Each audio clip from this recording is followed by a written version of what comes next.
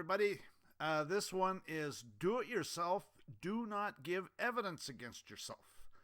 I see it all the time. I used to do it to myself and not realize what I was doing. Okay, so do not give evidence to yourself.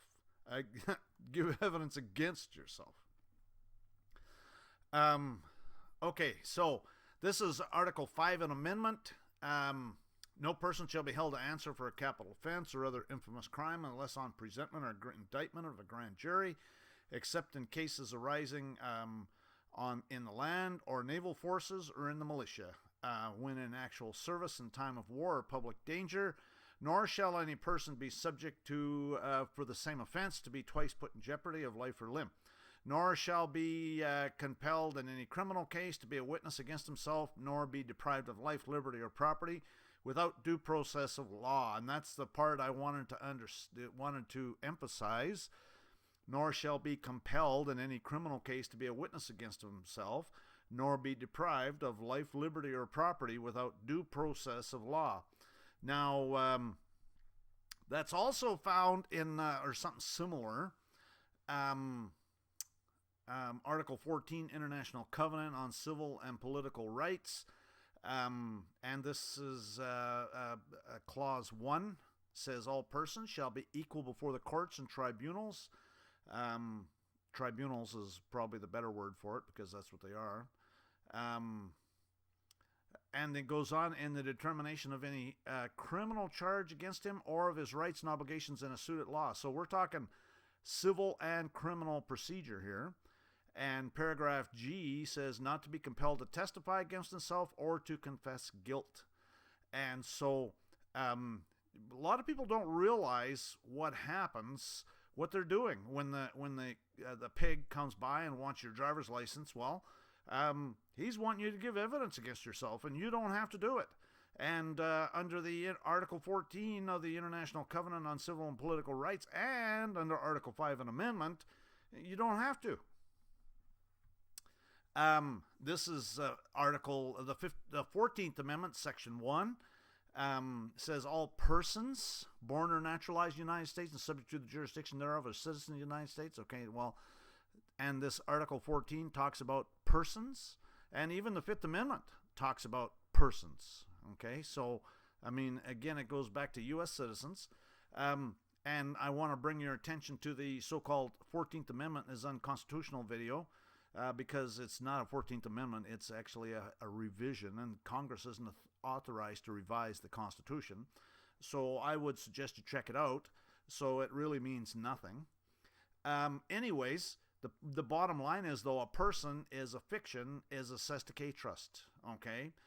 See a U.S. citizen as a slave video. See a U.S. citizen's an enemy of the state video. See the Roman cult owns and operates the United States video. And see the all courts or Roman cult courts video. I mean, all of those videos go through all of this stuff about how a person is a fiction, a U.S. citizen's 14th is a Satanic trust. And we'll cover it briefly here, some of it.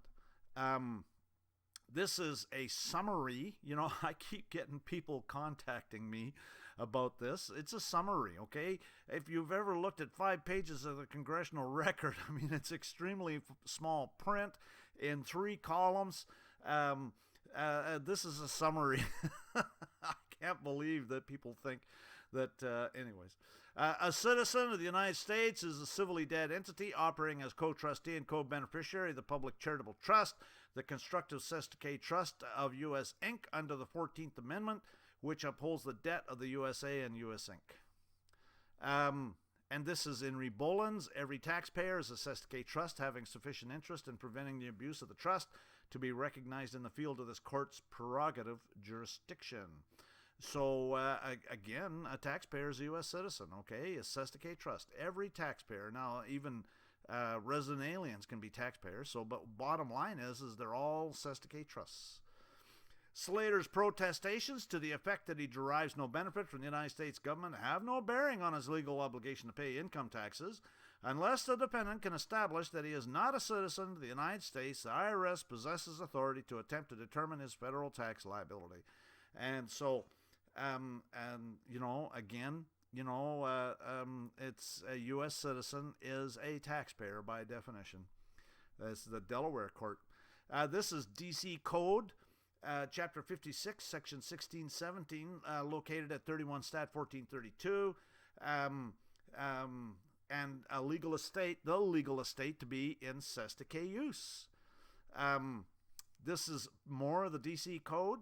It's up at the very beginning at 2, where it says, and being further enacted that in the interpretation and construction of said code, the following rules shall be observed, namely, the word person shall be held to apply to partnerships and corporations. It's a fictitious entity. Anyways, and here as D.C. Code again, and this is located at 31 Stat 1230, Section 252, Presumption of death. Okay, some people do not get this at all, but what this does is it gives the courts the presumption, okay, that you're dead. Okay, that's what it does. That's all it does, is it gives them the presumption. And if you don't understand that they're taking that presumption, well, then you are dead. And they'll proceed based on the cestui trust. And so you have to defeat their presumption. You have to do it. The best way to do it is right up front. Okay, the longer you go without defeating their presumption, the more you're going to be a slave. If any person shall leave this domicile without any known intention of changing the same, and shall not return or be heard from for 7 years, from the time of his so leaving, he shall be presumed to be dead. In any case wherein his death shall come into question, unless proof be made that he was alive within that time. So, it just gives them the presumption. Okay, that's what it says. Presumption of death. Okay. All of this stuff, what it does is it gives them the presumption. This is all the Roman cult, okay? And they're playing these little games under their Roman law. Tomlin's Law Dictionary, 1835 edition, volume 2, under the definition of mort main.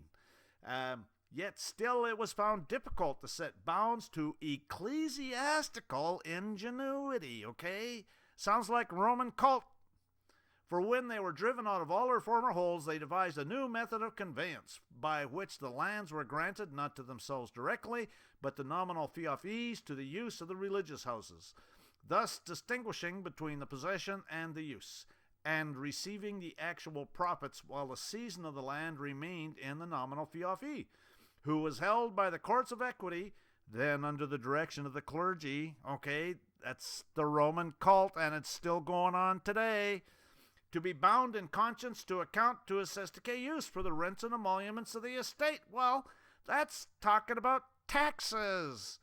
And it is to these inventions that our practitioners are indebted for the introduction of uses and trusts, the foundation of modern conveyancing. And so, if it was the foundation of modern conveyancing in 1835, it certainly is today as well. And they even passed a statute in the D.C. Code that lets them presume that you're dead. The privileges and immunities of citizens of the United States do not necessarily include all the rights protected by the first 8 amendments to the federal Constitution against the powers of the federal government. U.S. citizens have no rights. The only absolute and unqualified right of a United States citizen is to residence within the territorial boundaries of the United States. A cestui trust has no rights. It is property. Okay? If you read those old court cases from before the Civil War where the slavery is the issue, the debate in the court case is always over property rights. And so if you are property, you are literally a slave. These people are Satanists. Everything they do is a fraud and deception, and if you participate, you cannot complain. You have to understand what's going on and how they're engaging in fraud and deception, and you got to bring it up before you participate. If you participate, you can't complain. And now we have a little advertisement. Don't forget to subscribe to this channel. Don't forget to click on the bell next to the subscribe button so that you are notified when there's a new upload. And this is actually a picture of the home page, and you notice the arrow is pointing to the bell. You got to click on that, and then you'll be notified when a new video is uploaded, so that you can check that one out too. Back to the original topic at hand. Civil law, Roman law, and Roman civil law are convertible phrases meaning the same system of jurisprudence, that rule of action which every particular nation, commonwealth, or city has established peculiarly for itself, more properly called municipal law, to distinguish it from the law of nature and from international law. And that's Black's Law Dictionary, 4th edition. So civil law, remember, it's rules of civil procedure. And Roman law and Roman civil law and municipal law are all convertible phrases. They all mean the same thing. Classification of persons. The Roman law distinguished three kinds of personal status or degree, okay? And this is taken from A Law of Persons by Joseph R. Long, published in 1912. So it's a person is under Roman law, okay? And so status is everything under Roman law, and status is nothing under common law. And so that was one of the first orders of business these Satanists had to do, is get the government bankrupt so they could get rid of that nasty little common law problem. Section 3, loss of freedom, capitis diminutio maxima. A Roman citizen could not legally be sold into slavery, but he might become a slave by condemnation for a crime or by being captured by an enemy. Well, that's exactly what they're doing. They're engaging in warfare on you. And so the bottom line is, do not give evidence against yourself. A person is a variety of entities other than human beings. A person is foreigners and not citizens. A person, this is 26 U.S.C. 7701. When used in this title, were not otherwise distinctly, expressly, or manifestly incompatible with the intent thereof. Person, the term person shall be construed to mean and include an individual, trust, estate, partnership, association, company, or corporation. Notice they include individual in there. Well, and I'm going to talk about that in a minute. But the words persons and whoever include corporations, companies, associations, firm, partnerships, societies, joint stock companies, as well as individuals. Person, this is Texas Transportation Code. Person meaning individual, firm, partnership, association, or corporation. Texas Government Code. Person includes corporation, organization, government, governmental subdivision or agency, business, trust, estate, trust, partnership, association, or other legal entity. I mean, all of the state codes are all the same. They all have the same kind of stuff in them. And notice how it says includes, okay? The point I want to make there is that when they use the word includes, it's limiting. There's nothing else there. Include, or the participial form thereof, is defined to comprise within, to hold, to contain, enclose, comprise, comprehend, embrace, involve. U.S. Supreme Court, Montello Salt versus Utah. Include, to confine within, to hold, to contain, as the shell of a nut includes the kernel. A pearl is included in the shell. To comprise, to comprehend, to contain. That's American Dictionary of the English Language, Noah Webster, 1828. Include, to confine within, to hold. Hold as an enclosure, take in, attain, shut up, contain, enclose, comprise, comprehend, embrace, involve, okay? Black's Law Dictionary, 6th edition. It's normal, okay? If we use it some other way or are reading something else into it, it's just simply not there. When they use the word include, that's all that's there, okay? So then, under Texas Government Code, includes a corporation, organization, government, governmental subdivision, agency, business, trust, estate, trust, partnership, association, and other legal entity. Well, that doesn't mean living beings, okay? There's no living souls listed in there, and they couldn't, okay? And we'll talk about why in a minute. But here, it's again, they talk about individuals, but that is actually a fictitious entity, okay? But it's only what's listed there and nothing else. And include there is only what listed there and nothing else. So let's go down here to Ejusdem Generis. It's Latin of the same kind or thing. It's a canon of construction. It's a maxim of law. It's how they word these laws. It's as old as time itself. A canon of construction that when a general word or phrase follows a list of specifics, the general word or phrase will be interpreted to include only items of the same type as those listed. For example, in the phrase horses, cattle, sheep, pigs, goats, or any other farm animal, the general language or any other farm animal, despite its seeming breadth, would probably held to include only four-legged hoofed mammals typically found on farms, and thus would exclude chickens. Now, I obviously cut off the bottom part of that. That's taken from Black's Law Dictionary, 6th edition. Now another advertisement announcing a subscription-based YouTube channel called Sovereignty International. The recommended cost of the subscription is currently $1.99 because it avoids the advertising only. You know, when I was first going to do this separate channel called Sovereignty International, I was actually going to have some exclusive content on there. But then after a while, I started thinking about it, and I thought, well, you know, really there's nothing that I want on there that's really exclusive, because the only power that these New World Order Satanists have over us is through fraud and deception. And my agenda is to expose it all. And so I can't think of anything I want on there exclusively. I may put something on there exclusively, but right now the only advantage you're going to have is that you won't get any advertising. And you can, if you want, I mean, it's a good way to make a donation.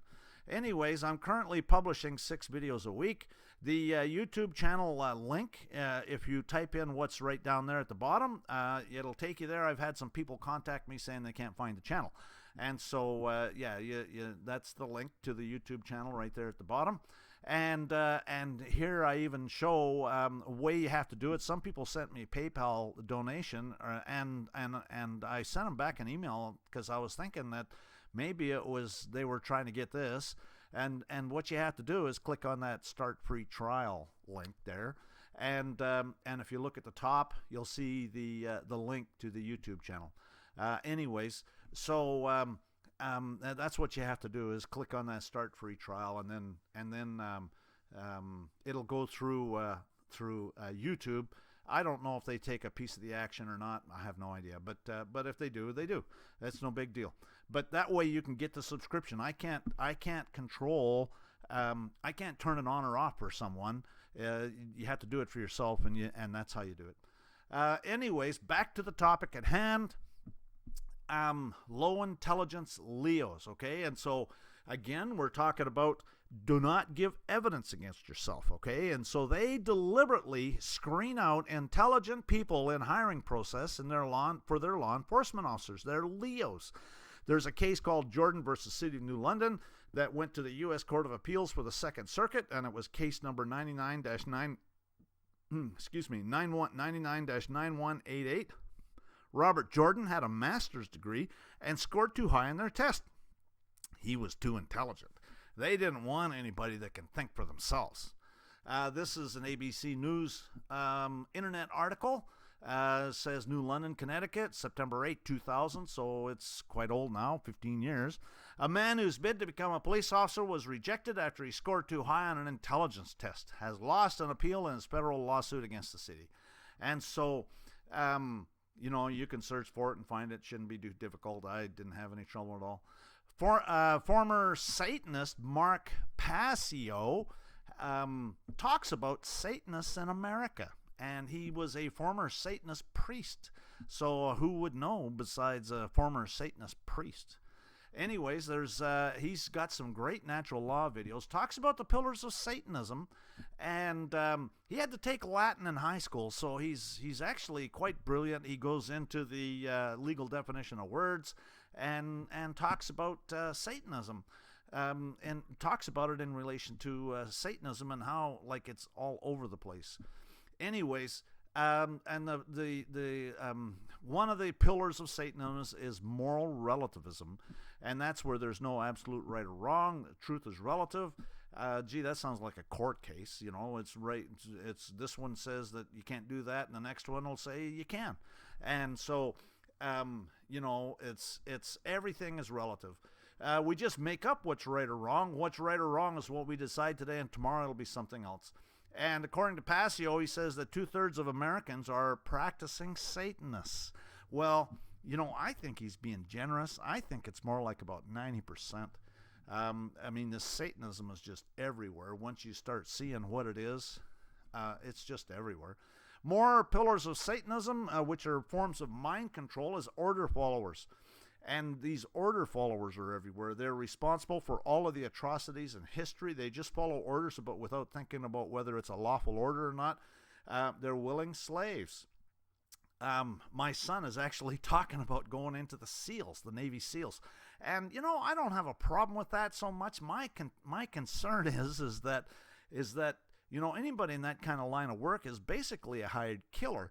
And if someone's shooting at you, then you have every right to shoot back and defend yourself. But to some guy in some office says, go and kill this guy, and you have no idea what he's done wrong or anything. I mean, that all smacks of that Jason Bourne series of movies, and to me, that's just outright murder. Anyways, so I'm afraid I wouldn't do too well in the SEALs. Anyone who's wearing a military uniform is an agent of the Roman cult. The wearing of clerical dress or religious habit on the part of layfolk is liable to the same penalty on the part of the state as the misuse of a military uniform. That's Article 10 of the Concordat of 1933 that Hitler signed with the Roman cult. Almost all so-called governments are bankrupt, owned and operated by the Roman cult. See the United States is owned and operated by the Roman cult video. At common law, sheriff would have a star only. At common law, there's no uniform.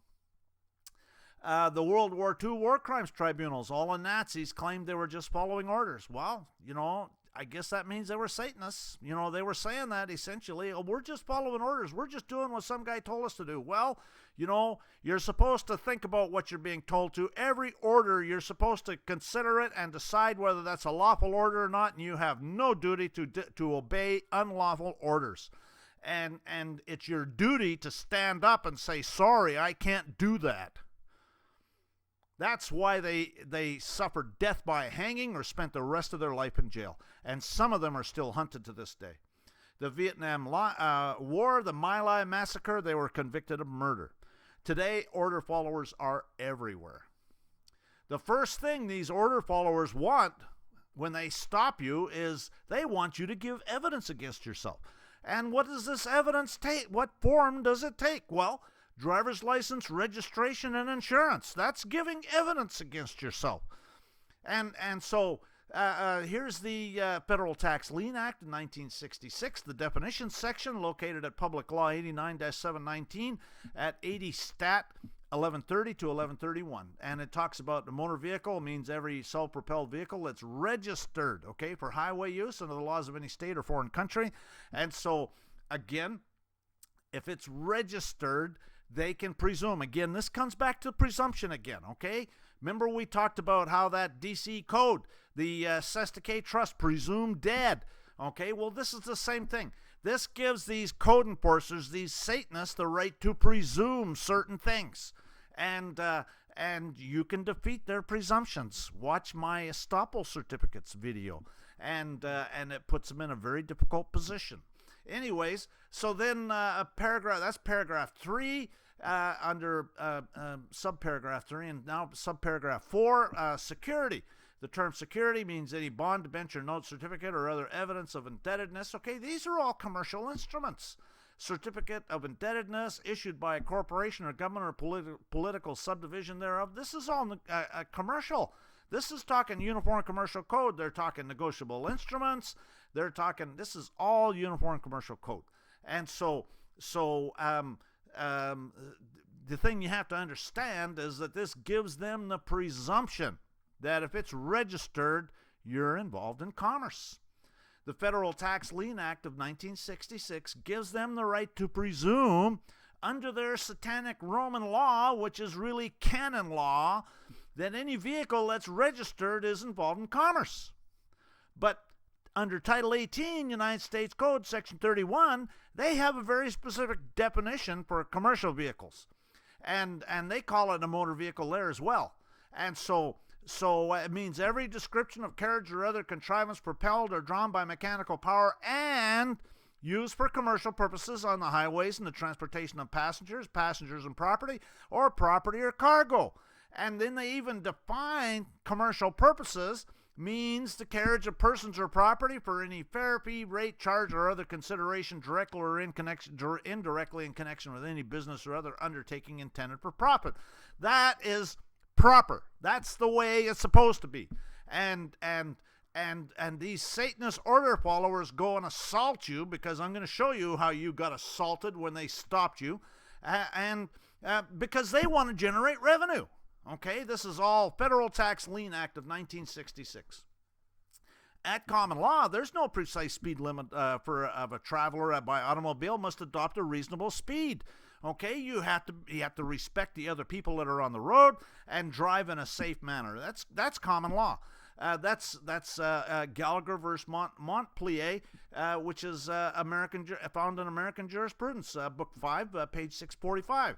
And the Texas Transportation Code even talks about it. Speed signs. The department shall erect and maintain on the highways and roads of the state appropriate signs that show the maximum lawful speed for commercial motor vehicles, truck tractors, truck trailers, truck semi-trailers, and motor vehicles engaged in the business of transporting passengers or for compensation or hire. Okay, so they know exactly what the proper way that is doing it. These Satanist code enforcers are out there assaulting people so they can generate some revenue.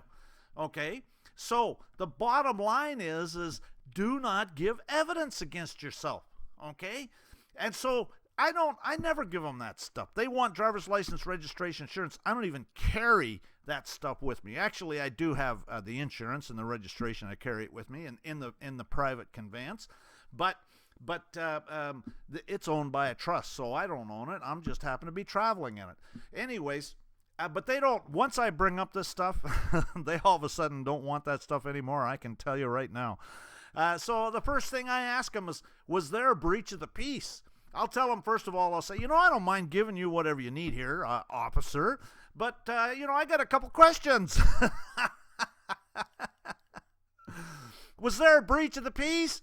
And, if he's honest, he'll say no. A lot of times they won't even answer that.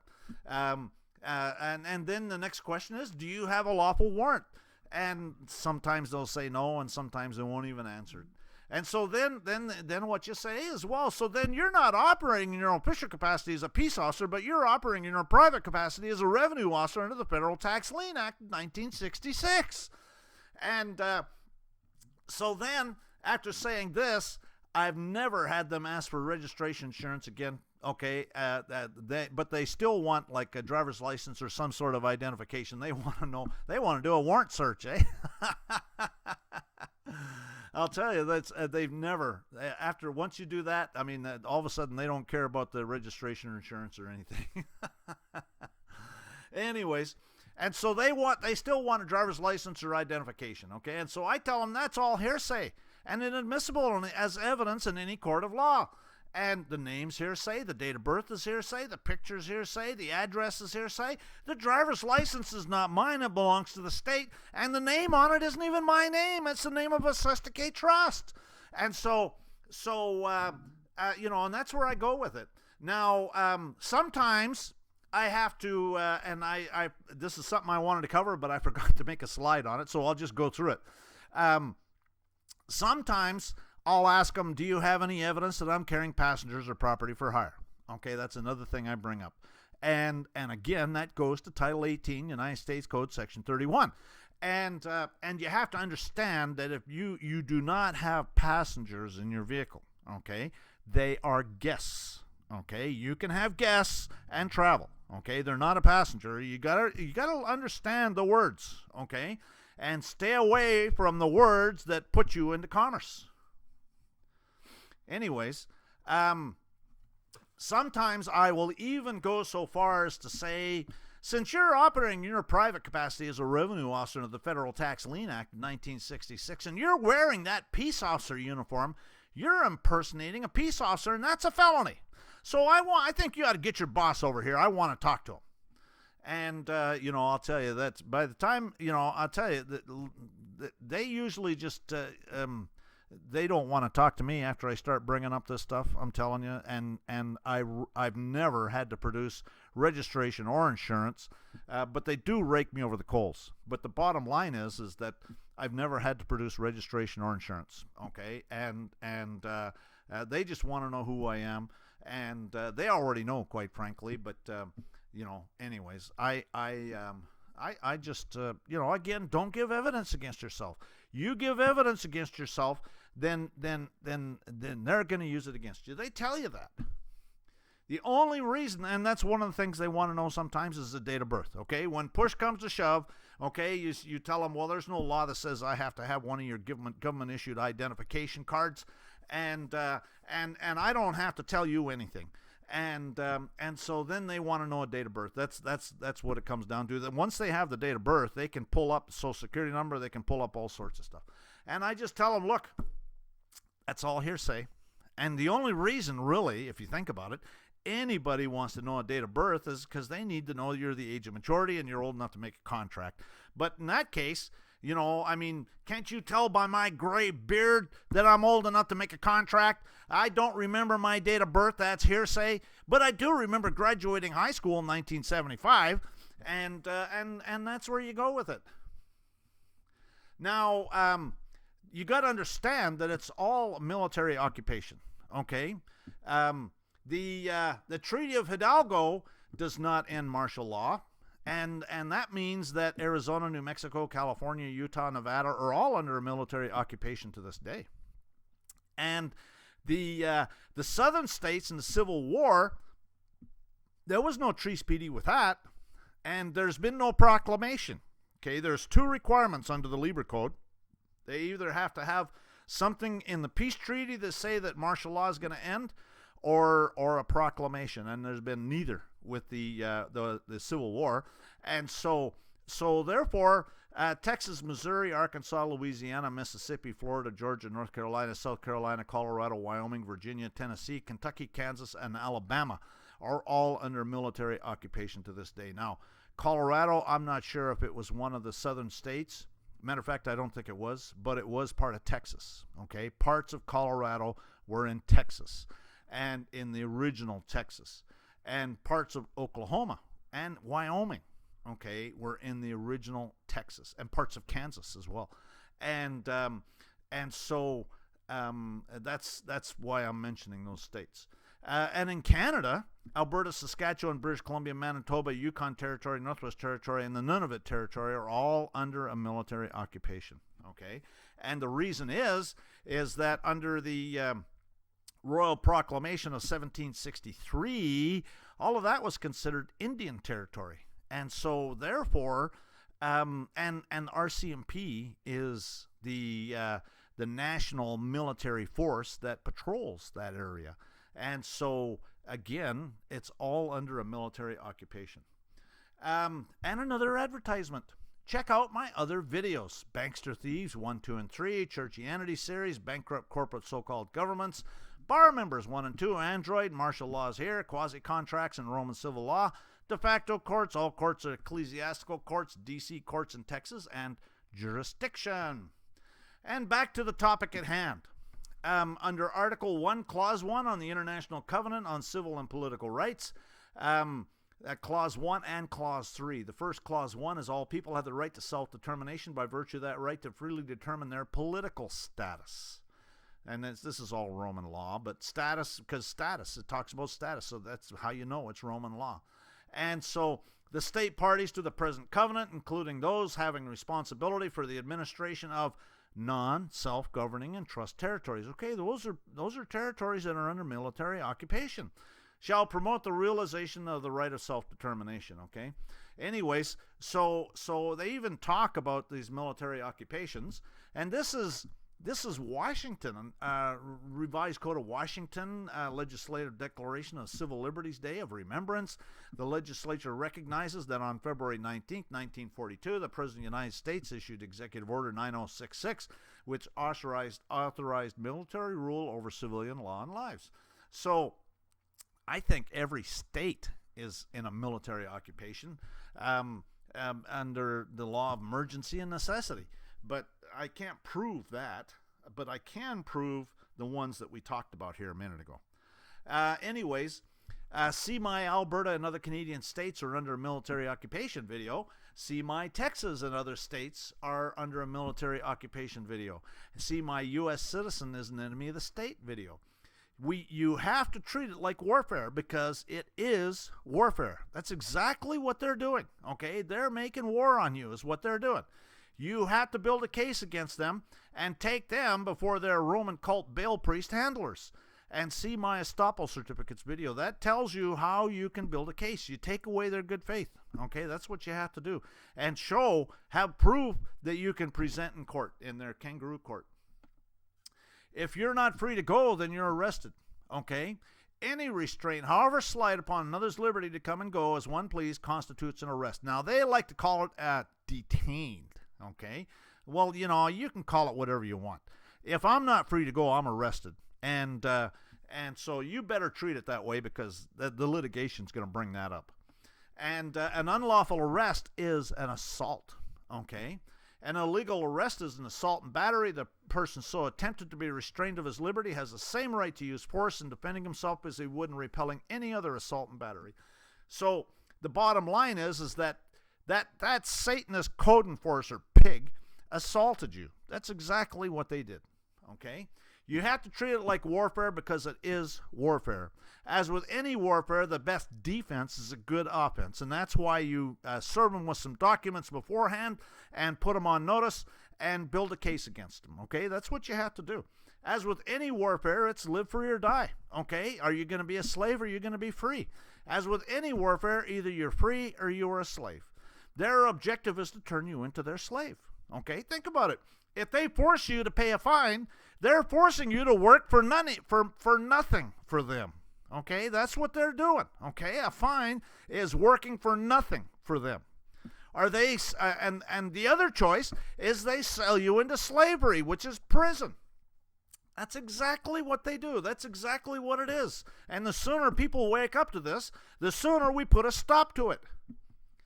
It behooves every man who values liberty of conscience for himself to resist invasions of it in case of others, or their case may, by change of circumstances, become his own. Jefferson's talking about karma. What goes around comes around. So do not give evidence against yourself. Do not, under any circumstances, give evidence against yourself. And stand your ground. These people are Satanists. If you love wealth better than liberty, the tranquility of servitude better than the animating contest of freedom, go home from us in peace. We ask not your counsel or arms. Crouch down and lick the hands which feed you. May your chains set lightly upon you, and may our posterity forget that you are ever our countrymen. And nobody could say it better than Samuel Adams. When shall it be said in any country of the world, my poor are happy, neither ignorance or distress is to be found among them. My jails are empty of prisoners, my streets of beggars, the aged are not in want, the tax is not oppressive, the rational world is my friend, because I am friend of its happiness. When these things can be said, then may that country boast of its constitution and government. Well, we have absolutely nothing to boast about here. We did have a bunch of Satanists in the White House, although now it looks like that we've affected some positive change. But again, you know, it's yet to be seen. Although I'll tell you that Trump has actually been doing what he said he was going to do, and I like what he's doing so far, I got to tell you. And so go Trump, go. Anyways, the streets are full of beggars. The jails are full of prisoners. We have Satanist code enforcers running around populating the prisons. And ignorance is everywhere. That's the reason I'm having to do these videos, because people are such brain-dead idiots out there. But if the watchmen see the sword come and blow not the trumpet, and the people be not warned of the sword come and take any person from among them, he's taken away in his iniquity, but his blood will I require at the watchman's hands. Either you're part of the problem, you're part of the solution. You're now a watchman. Circulate this video far and wide. This is my effort to make sure that I'm blameless on Judgment Day, quite frankly. Copies of these documents can be found in my private group at Yahoo called Administrating Your Public Servants. I have YouTube videos that are videos of private information shares that show these and other court citations that are available for a donation. Donations to support this work are appreciated. I prefer gold or silver coin. And this last paragraph actually is for all the Satanist code enforcer revenue officers operating in their private capacity under the Federal Tax Lien Act.